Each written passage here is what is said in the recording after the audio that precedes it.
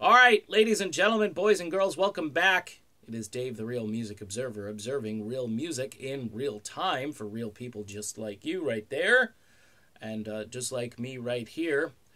Predictions for Steve Perry's album, Traces. It's October 1st today, and the album is coming out October 5th.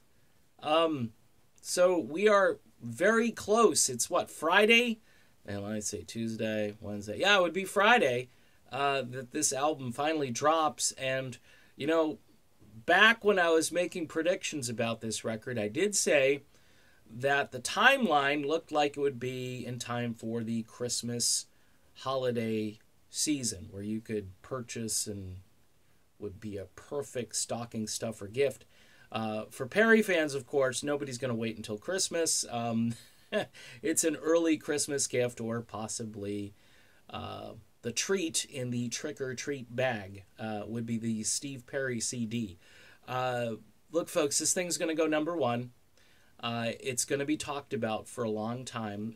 The pre-orders are through the roof, and you're going to see an unprecedented album sales figure that you haven't seen in a long time. And I mean, okay, so Billboard on the adult contemporary charts, they kind of don't get it.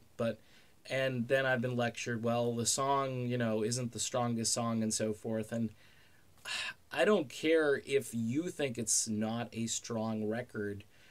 It's Steve Perry, and he's been away for a very long time. And his fans are eager. And his fans, by the way, are a cross-section of people. The album appears to be kind of, like I said, it could be kind of a Debbie Downer album. It was reviewed by a certain individual about a month ago, where he had access to every track, and he said that the number of ballads and slow tracks on it were a little on the heavy and excessive side for his tastes. But for Steve Perry fans, this thing is going to line up perfectly for what they've been waiting for. Okay? So my prediction, of course, is the Steve Perry album goes to number one. Why wouldn't it? People are going to be impressed by it. His fans especially are going to love it. And it's kind of a no-brainer to say all this stuff. As far as yours truly goes, Steve Perry, again, I'm a fan. As I've said before, I'm not a fanatic. I kind of prefer the days where Perry was collaborating with the guys in Journey and producing music that way. I think when he gets on his own, he goes after a certain flavor and a certain sound, and he's very stubborn in that regard.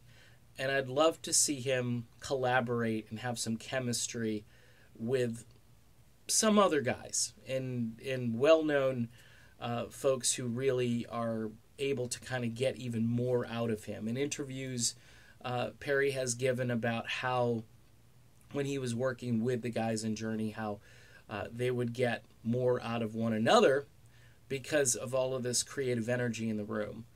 And that chemistry, I don't know if it can be duplicated by himself, but it doesn't matter.